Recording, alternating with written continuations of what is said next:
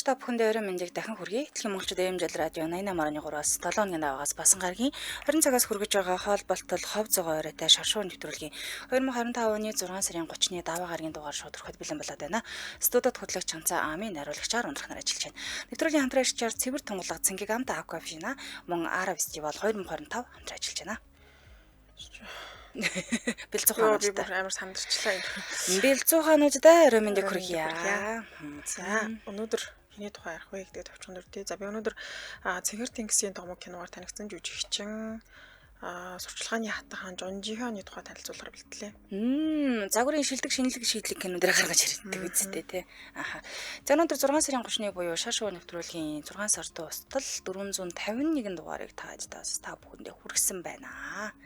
За одоо чинь нэг 7 дугаар яваад дуусчих юм шүү дээ. Тийм ээ. Энэ 7 хоног 4, тэгээд дараас нь 7, 3 тэгэл болж байгаа юм байна та. Нүүр мөтөлийн жил ингээд дуусч байгаа хнэ.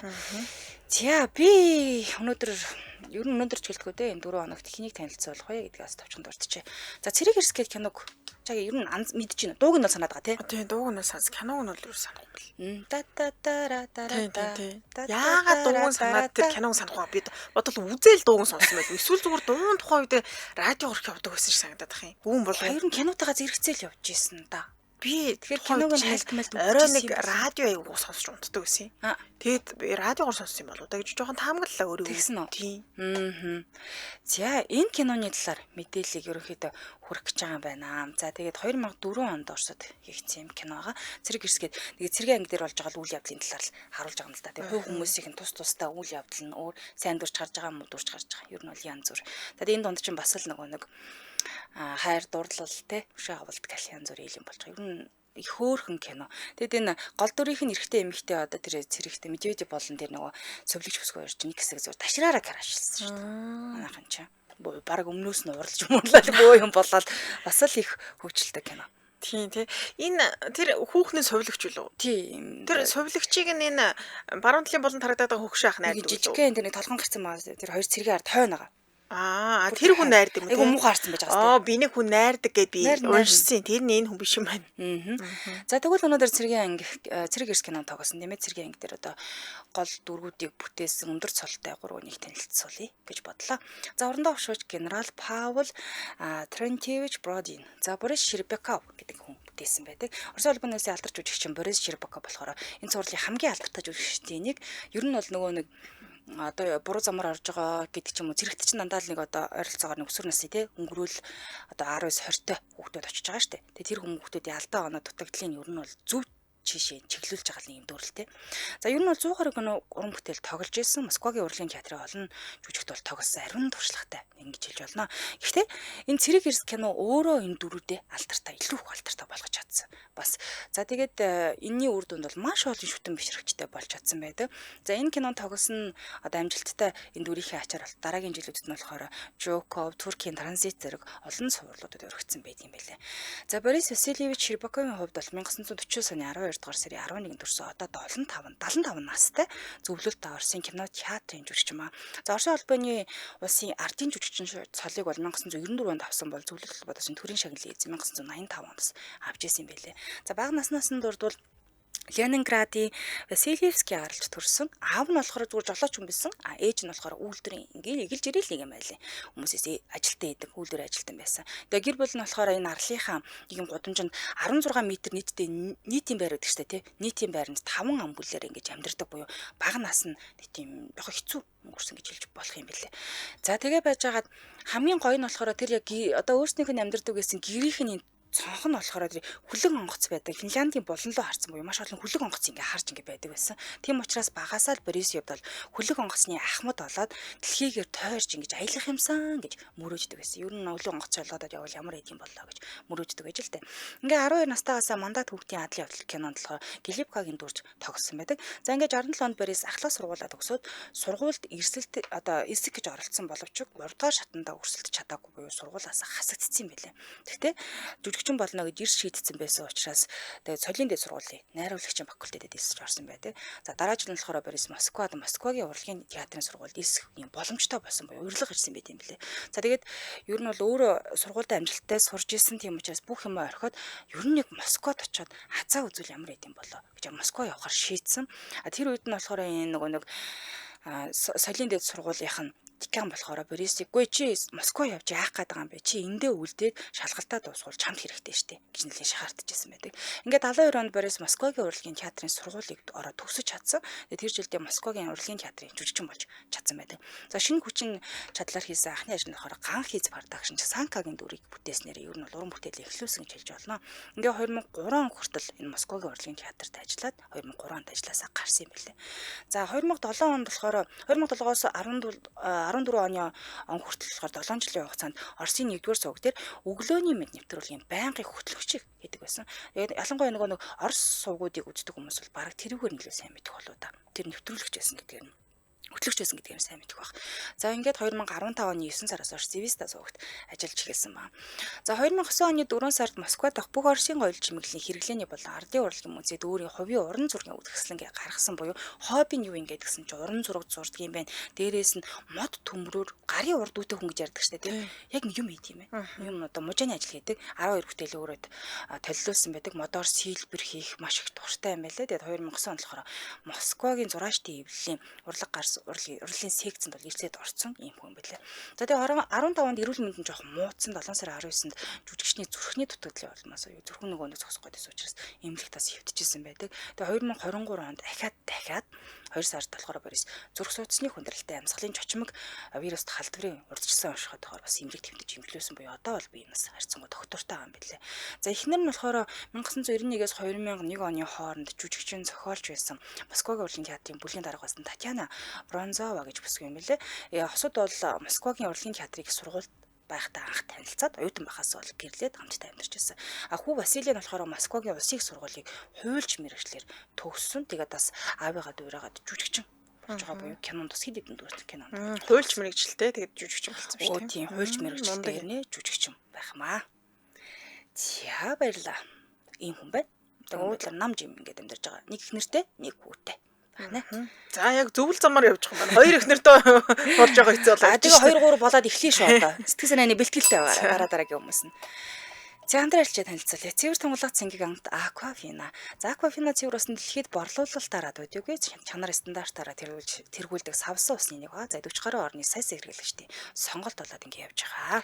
За Aquafina хүний биеийн эрдэсийн зохистой харьцааг хангасан калий, натр, магний зэрэг эрдэс бодисуудыг агуулдаг юм байна. За тэгээд калийн бикарбонат гэдэг өндөр байдаг учраас хүний биеийн хүчин шүүлтийг нь тэнцвэржүүлэхэд тусалдаг. Бид нар pH гэж яриад байдаг шүү дээ. За Aquafina ус олон улсын стандартыг хангасан үйлдвэрлэлийн эхний шатнаас эхлээд хэрэглэгчийн гарт очих хүртлээр бүхий л дамжлагад Америк нэгдсэн улсын FDA гэсэн одоо хүнс эмийн хяналтын газраар баталгаажсан PepsiCo компаниас тавьдаг шалгуур үзүүлэлтүүд болон одоо тэр Монгол улсын савлсан усны стандарт хүнсний эрүүл ахуйн шаардлагын дагуу үйлдвэрлэгддэг буюу ер нь бол тэр явагдаж байгаа процессууд нь яг гэдэг шатараалын дагуу маш одоо таатай орчин гэх юм уу бид нар ч одоо нэг өөрсдөө харж чадахгүй шүү дээ тий. Яг бидний гар дээр ингээ ирчдэг. Гэтэл яг тэр одоо үйлдвэрлэлийн явцыг харж чадахгүй. Тэгэхээр яг ийм одоо стандартын дагуу үйлдвэрлэгддэг байна. За энэ усыг Pepsi, 7up, Miranda, Mountain Dew зэрэг хажуусан ундаа Lipton Ice Tea болон Sting энергийн ундааг PepsiCo компани стандартын дагуу үйлдвэрлээд хүргэдэг байх нэ. За тэгээ хаанаас авах юм бэ гэхээр та COGS 25 E-Mart, Номон, E-Mart, Сансар, E-Mall, Оргил. За ер нь бол бүх дэлгүүрээс авах боломжтой байх нэ. Холбогд хуудасны дугаар 75 75 4 тэг 75 75 4 тэг гэсэн дугаарлал холбогдорой. Сошиал хаяг нь Aquafina Mongolia гэж хахаар мэдээлэл гарч ирэх юм байлээ. Усны савлгааны хувьд бол ийм цэнхэр юутэй бичгтэй юм л шүү дээ. Тэгээд дотор нь Aquafina гэж бичсэн ба. Яг үнэ. За тэгээд нөгөө 31 жилийн түүхтэй Америк нэгдсэн улсын анхдагч савлсан усны нэг гэхээр бас олон хүжилийн төвтэй байх нэ. Баярлалаа хамтраж байсан цэвэр тунгалаг цэнгэг амт Aquafina. Баярлалаа. За ингээ үргэлжлүүлэн дараагийнхаа дүрлөөрэй тийм ээ. Дараагийн дүр нь ер нь бол удирдах албан тушаалчдын тушаалтай хүмүүсийг хүргэж байгаа. За хошуучдын дүрэндээ хурандаа Виктор Романович Колобков. За энэ болохоор яг тогсон жинхэнэ жүжигч нь болохоор Роман Мадьянов гэдэг хүн байгаа. За романы хувьд бол бараг л 200 гаруй кинонд тогсон, олон шагнал хүртцсэн ингээ явж исэн боловч яг энэ цэрэг эрс гэдэг цувралын түнд хамгийн алдартай бүтээл хിവэрэ байгаа буюу хамгийн оргил үе гэж хэлж байна. Ерөнхийдөө 10 настайгаас эхэлж жүжигсэн, багасаа жүжиглэж эхэлсэн. Тэгээд ихэнхдээ туслах дүр тоглодог байсан ч гэсэндээ нөгөө нэг хариуцсан ажлаа тултал хийж чаддаг байсан учраас хүмүүсийн нүдэнд ингээд найруулагчдын нүдэнд ч юм өртөөд ингээд яваад идэгсэн ба. За тэгээд цэрэг эрс гарсны дараа болохоор энэ кино гарсны дараа романд эсрэг дүр тоглох хүсэлт маш их ирэх болсон гинэ. Өстө эсрэг дүрийг л гаргаж штэ. Одоо нөгөө сувлагчд хайртай болоод цэрэгтэйгээ өрсөлддөг хүний дүрлэлтэй хайрын гурвуулж гин тэ. Чи дандаа юм эсрэг дүр тоглол яа гэм бэ гэж нэлээд хүсэлт ирэх болсон. За тэгээ энэ олон бүтээлийн далаа болохоор Догмог 17 зовлон дундуур зэрэг олон кинонууд тоглосон. Ер нь эсрэг дүрийг бас нэг лаг гаргадаг хүмүүс идэг штэ. Тийм байдаг. 92 онд болохоор Наталья хэмээх бүсгүүдийг гэрлээд нэг хүүтэй болсон байдаг. За энэ хүний талаар танилцуулбал 1962 оны 7 сарын 22-нд төрсөн 2024 оны 9 сарын 25-нд одоо харамсалтайгаар бол нас орсон байгаа. Зөвлөлт Оросын жүжигчин буюу одоо байхгүй л гэсэн. За тэгээ кино урлагдах карьер нь болохоор хүүхэд байхдаа пиний дүр тоглосноор эхэлсэн байдаг. Бас л юм хүүхдийн цуврал тоглосноор эхэлсэн юм байлээ.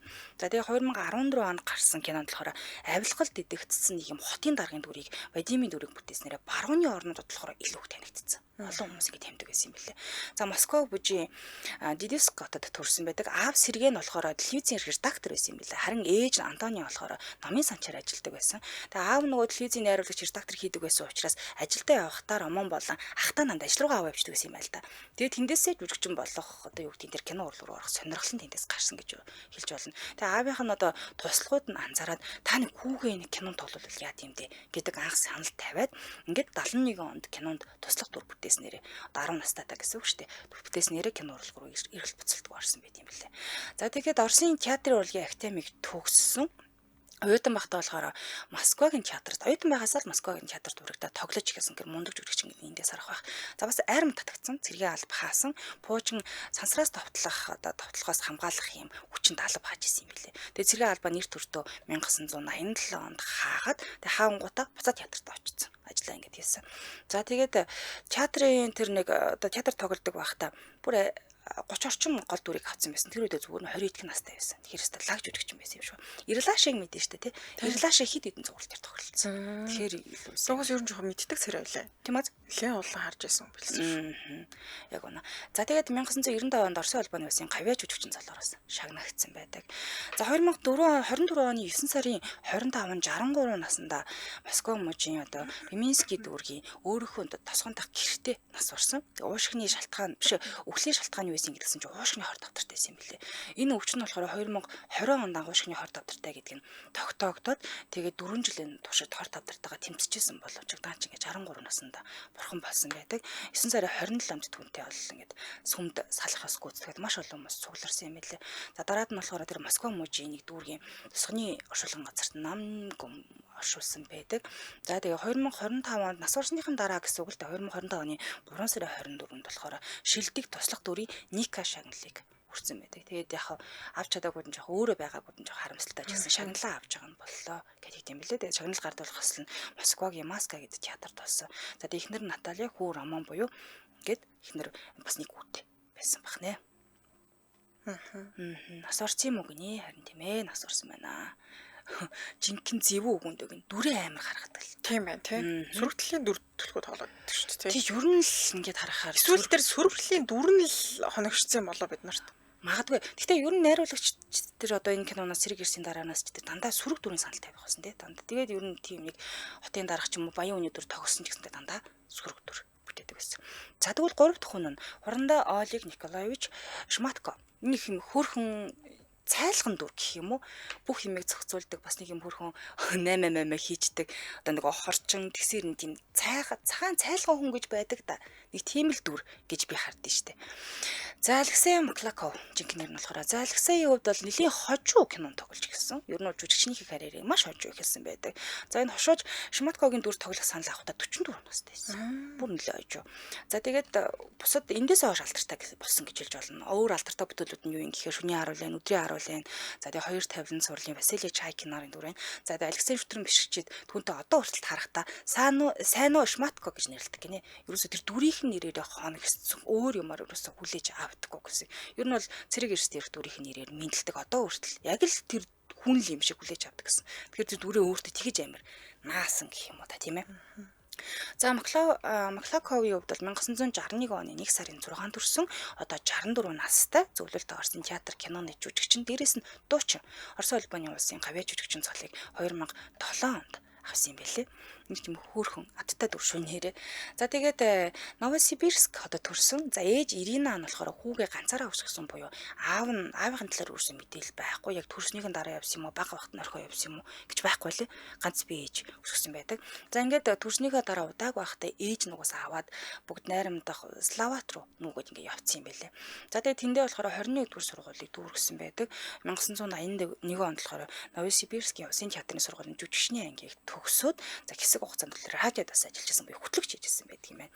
За тэгээ Новосибирскийн Глобус болон Красный бокал гэдэг театрт бас тоглож байсан. Ингээд 1996 онд болохоор Москва руу буюу нийслэл хотод нүүж ирээд Владимир Маяковскийн нэрмжид Москвагийн Эрдмийн театрын одоо тэр бүлэгт нийлсээд 2006 он хүртэл ажилласан буюу театрт ажилласан. Ер нь бол манай жүжигчдийн хөвчлэн театраас гараага эхэлсэн л юм хүмүүс байгаа юм л та. Нэг залгүйхэн дүрийг ингээ харсан чинь нэг тийм хөрх яг хിവэрэ байгаа даа. Хүний нүд өөрчлөгддөг юм шиг байна. Харин тийм зөөлхөн дулаан инэмсгэлтэй юм шиг санагдаад байсан шүү дээ. Тэг ингээ харахаар тэр инээж агаад өөр болдоо тэр нүднийх нь харц марц гэдэг ч юм уу. Яаж ч нас нэмсэн хүний нүд нэг арай л янзаараа л байгаад байгаа юм шиг харагдаад байгаа юм та. За тэгээд 2006 оноос хойш нэг хуваараа бизнес эрхлэх төслүүд дээр хөвчлээ ажиллаж байгаа гэсэн үг. За гэр бүлийн хувьд бол маш өндөр өтгөн. 6 хүүхэдтэй. Оо за. Тий. Бусдынхаа бодвол ер нь бусдыг ингээд орчуулад ингээд явж тийм хамгийн их олон хүүхэдтэй болж таарч шүү. 6 хүүхэдтэй байсан. За тэгээ охин Татьяна болохоор 18 настайдаа ангийнхаа хүүтэй гэрлээд одоо мэдээж иргэлээд энэ өвөө болцсон байгаа. За анхных нь ихнэр буюу одоо 3 ихнэртэй. 3 ихнэрийн 6 хүүхэдтэй манай хүн. За анхных нь Ольга болохоор хүү Еленаг төрүүлсэн байдаг. Энэ хоёр бол одоо том хүн энэ анхных нь ихнэртэй Новосибирск хотод амьдарч юм байлээ. Гэхдээ энэ хүү Ильян болохоор аавтайгаа хамт цэрэг эрс олон ангид кинонд Андрей Скрипкагийн дүр тоглосон буюу аавтайгаа хамт алижны дүр бүтээсэн. Тэр нь бас их одоо дурсамжтай гэх юм уу.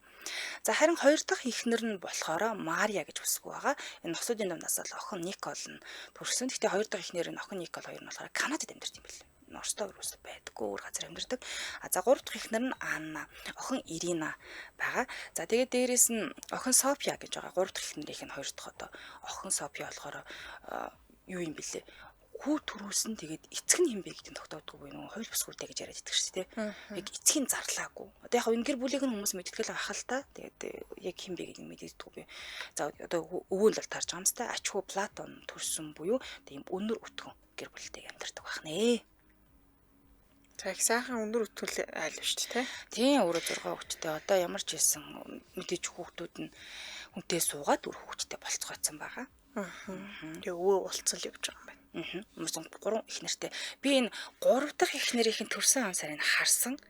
Манай хүн чи өөрөө хэд оных вэ? 60 хэд оных вэ? За байж би 61 оных байхгүй. За 3 дахь их нэр нь болохоор 85 оных байсан. Өөрөөсөө олон дүү хүнтэй суудсан байгаа. Тийм үү. Өөрөө болохоор 1981 оных. 61 оных. Эхнэр 1985 оных. Тэгээ ингээ хараад бүгднгийнх нь он сарын ард нь ингээ тавьчих тийм 24 настай. Харин тий. Одоо тэгээ сайхан амьдар. Гэхдээ энэ өнөр өтгөн гэр бүлэн ч гэр бүлэл дээ. Гэхдээ энэ чи эхнэрүүдтэйгээ бол ингээд нөгөө тус-тусын хүүхдүүд байгаа даа шүү дээ. Тий, тус-тус. Анхны эхнэрээсээ нэг, хоёр дахь эхнэрээсээ нэг, дараагийн эхнэрээсээ ингээд явж л байна дөө. Тийм бай. За 24 нөгөө цэцэрлэгийн хашаагаар хараад энд миний нөхөр байгаа яг энд миний эхнэр байгаа гэдэг шиг Тийм тийм байна. юм. Бондоочод аанжи яхтай адилхан гэж. Бас тийм ч юм уу. Гол дүрийн их чиг хизээ ярих вэ? Гол дүрийн их чиг ярихгүй. Эсвэл их чиг л ярихгүй. Тэрийг л үлдээчдэг юм шиг. Тэрийг үлдээгээд би бусдыг ярина. Амар хэлэртэй. За илүү дэмжин ажигчид танилцуулаад өргөжлүүлье. За нэвтрүүлгийн дэмжин ажиллагчаар байна штэ. Тайг фестивал баг шүү гэсэн тий. Тийм. За тайг фестивал байгаа. За энэ зун ч одоо фестивал энэ тэнд ямар их болж байна тий. Оо Уйдах завгүй л амьдрах юм байна. одоо ээлж ямарл ихлээ бид төр бүх фестивал дээр байгаа шүү дээ. Тэн дээр өө гэж явж байна. За энэ зүүн хамгийн олон артистуудтай хамгийн олон хөтөлбөртэй тайг фестивал Хөвсгөл аймгийн Мөрөө хотноо 7 сарын 14-өөс 20-ны хооронд зохион байгуулах гэж байна. За тэгэхээр тайг фестивал нь үндэсний уламжлал орчин үеийн урлагийг нэгтгэх замаар залуусын идэвхтэй оролцоог дэмжих, аялал жуулчлалын шинэ хандлагыг бий болгох зорилготой юм билээ. Дээрээс нь байгаль дээлтэй зохион байгуулалт олон талд соёлын хөтөлбөрөөр энэ арга хэмжээнд Монголын бүтээлч аялал жуулчлалын салбар шинэ өнгө төрхийн нэмээр зорж байгаа хэрнэ. За фестивалийн хүрээнд үндэсний нээлт, гэр бүлийн өдөр, хип хоп өдөр, 3x3 саксны тэмцээн, усан байлдаан, шар харигны баяр гэх мэтчлэн олон гайхалтай өдрийн хөтөлбөрөөр үзэгчдийг уйдах завгүй хөгжөөх юм байна. Фестивалийн туршид өдрийн хөтөлбөрүүд хүн болгонд нээлттэй. Нэг нууц байдаг та айгу лайтай. Юу болрыг авчаад хэн гарч ирэх нь мэдэхгүй. Юу болох тэгээ нэг юм нууц ноён гарч ирнэ гэх. Өө тэр бүр харсаар гоод нүд ширэх гэдэг шүү дээ. Харин эдний үед бол ингээд бүх хөтөлбөрүүд ингээд нийт дэлгэцсэн.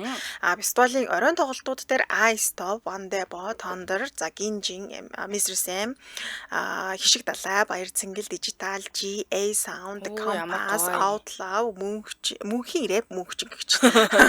No Name, Descent, Erka, CC, Jason, Баатар, Бабар, Мучи гэх мэтчлэн маш олон уран бүтээлчид өөрсдийн дуу хөгжмөө төлөвлөх юм байна. За та бүхэн оройн тоглолтын тасалбараа Shopee-гоо судалж авах боломжтой байгаа. Тайг фестивал Facebook page-с нь болон 72-2 53-6 72-2 53-6 дугаараас илүү дэлгэрэнгүй мэдээллийг авах боломжтой байна. За энэ зуныг завгүй өнгөрөөд ярьж тий нэвтрүүлгийн дэмжин ажиллагчаар тайг фестивал байлаа. Би сая баг альтернативынхаа нэрийг хэлж явахдаа хоолой зуурлаач тийм их хүн дуулах юм биш үү? Тийм байна тий. Араасаа гарч ирэл ямар их хүн юм бэ гэдэг шиг зөндөө артистууд уран бүтээлчдэр ирнэ.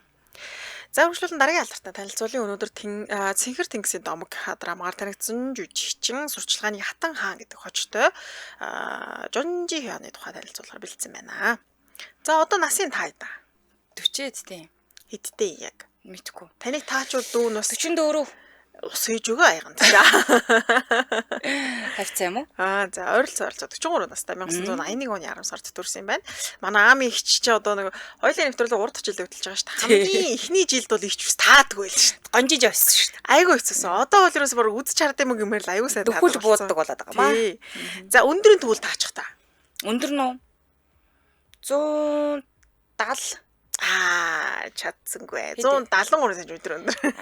Би нэг 72 гэх гэж байгаа. Арай үгүй байх гэж бодсон. Өндөр харагдав. Одоо улам хөгжүүлэх хэрэгтэй байна да. Өндөр дээр. Тий. Гэтэ өндөр харагдчих шүү. Тий, өндөр. Эмэгтэй алдартнууд дундаас бол нэлээ өндөртөө ордог юм байлээ.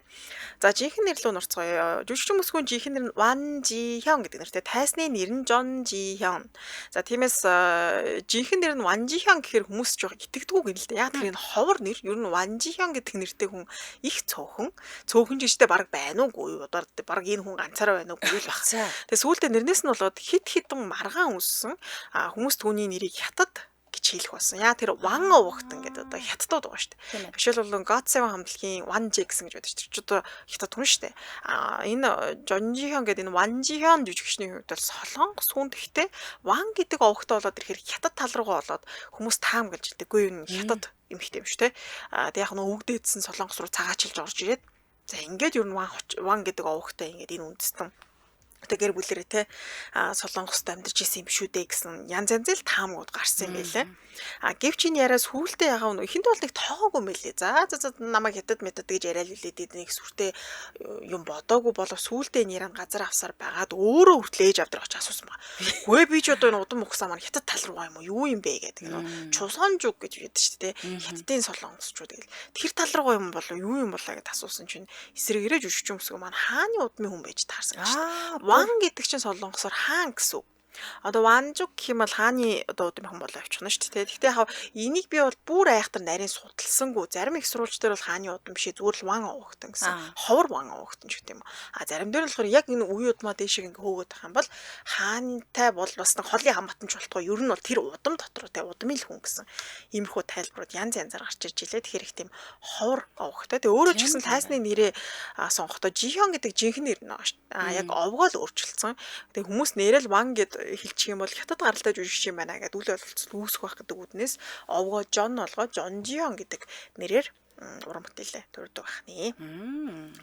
За Баян айлын чинэлэг гэр бүлээс гаралтай юм өсгөө байгаа. Бизнесмен аавынхаа ачаар дутагдаж ачигдах зүйлгүй өссөн. Дунд сургуульд байхаас ал хөрхнөр алдартай байсан юм байна. За зан аашны хувьд бол их цоглов, ямар нэгэн зүйл ихлүүлвэл ингээд дуустал нь явдаг тийм зан чанартай. Тэгээ одоо нэг толдоор хадаа буюу нэг юм иршүүд гэх юм уу ингээд хээгүй хүмүүс байдаг шүү дээ, тэ. Хичнээн ингээд харахаар гаднаас харахаар бүр ингээд өндөр модон шиг айгу хөөхөн өсгөө байгаа дээ. Тэгээ яг тулаа тарцгаар бас нэг арай урд. Одоо жишээл аамыг шиг айгу эмхтэл та тулаа тарцвал манай гэж.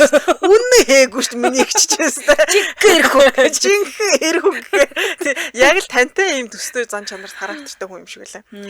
За тэгээ тухайн үед хамт суралцж байсан хүүхдүүд нь түүний яг ингээд зурагт ном тэг комиксоос гараад ирсэн юм шиг тийм хөөхөн байсан гэж хэлжсэн. Тэгэхээр бид нар ч одоо комик ном гэдэг чинь хүүхэлдэйн киноны баатрийг бол бодит амьдрал дээр харахад бол хэцүү шүү дээ. Үнэхээр тийм төгс төгөлдөр үзэсгэлэнтэй дүр байгаад байдаг. Гэтэл яг бодит амьдрал дээр нэрэл хүүхэлдэйн киноноос комик номоос үсрээд гараад ирсэн юм шиг тийм хөөрхөн байсан гэж хэлсэн мөлий.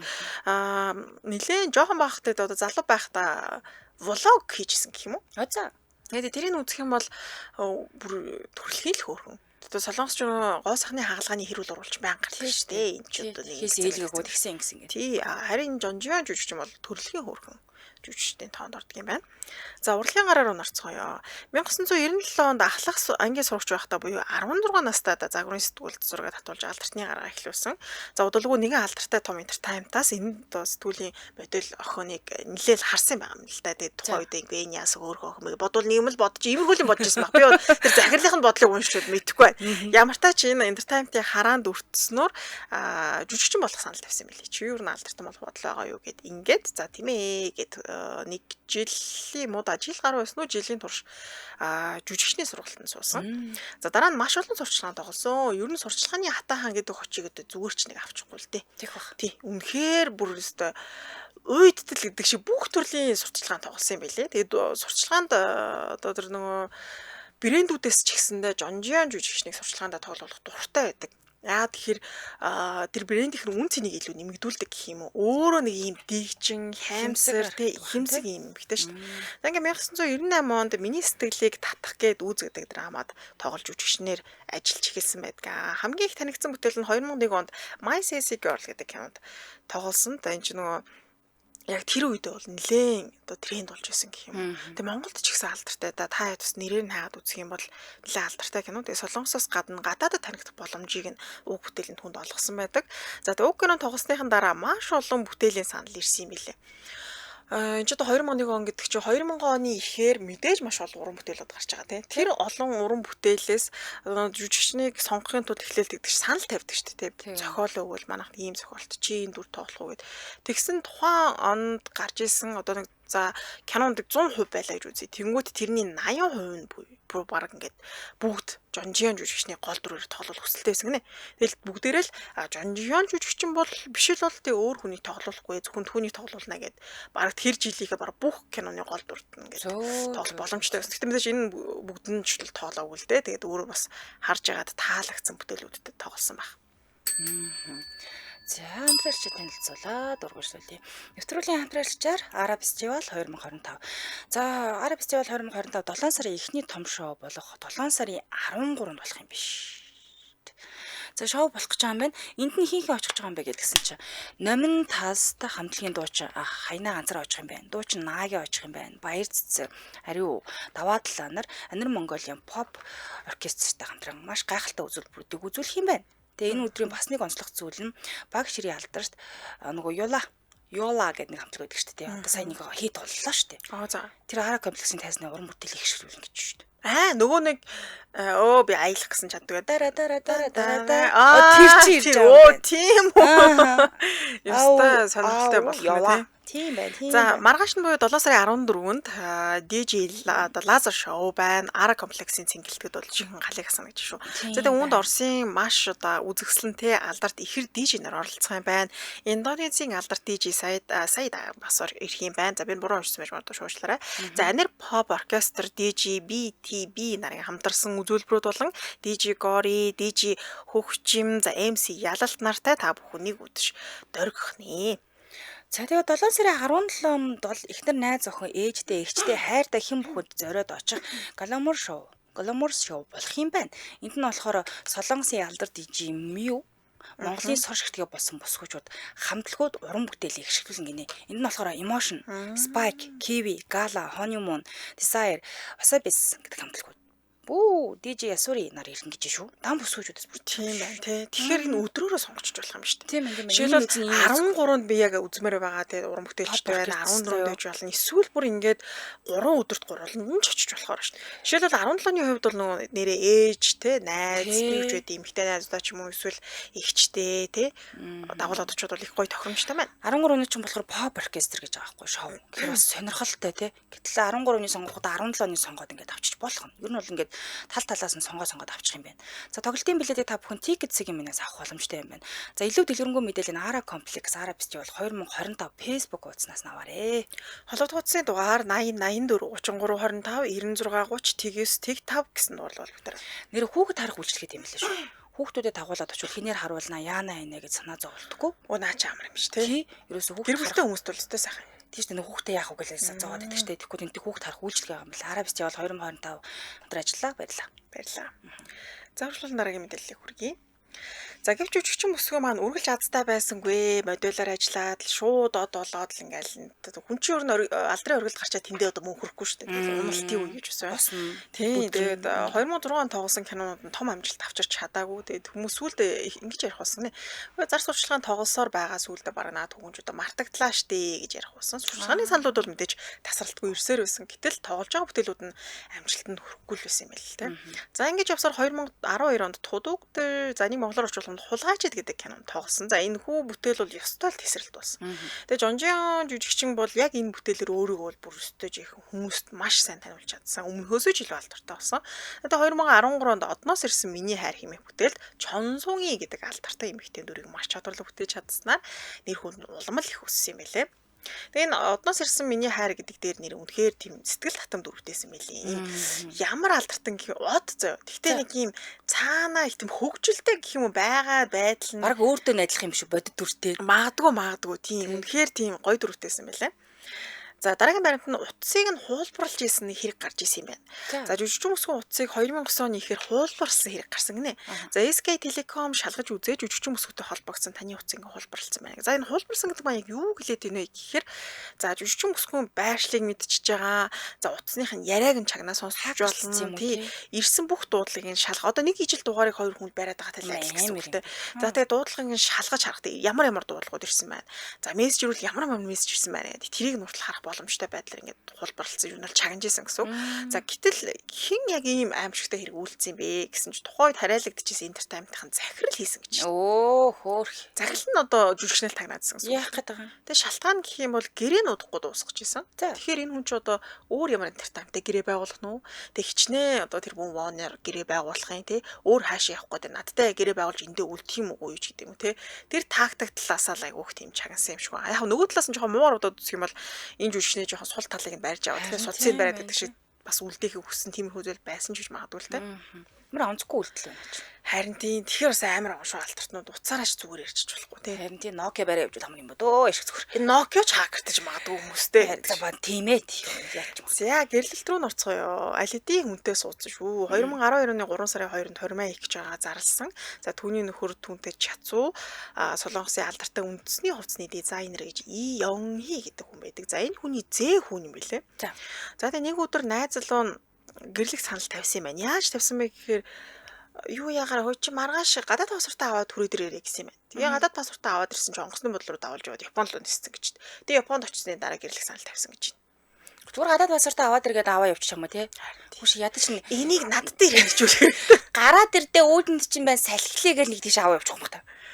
Үгүй надад одоо яг салхилуулж гоё л доо. Гэхдээ гадагшаага бас гоё. Одоо манайх ч нөгөө юу виз авах шаардлагагүй зөндөө газар Харин тийм шүү дээ. Тэ тийшээ ингээд хоёлоо яваал тэ.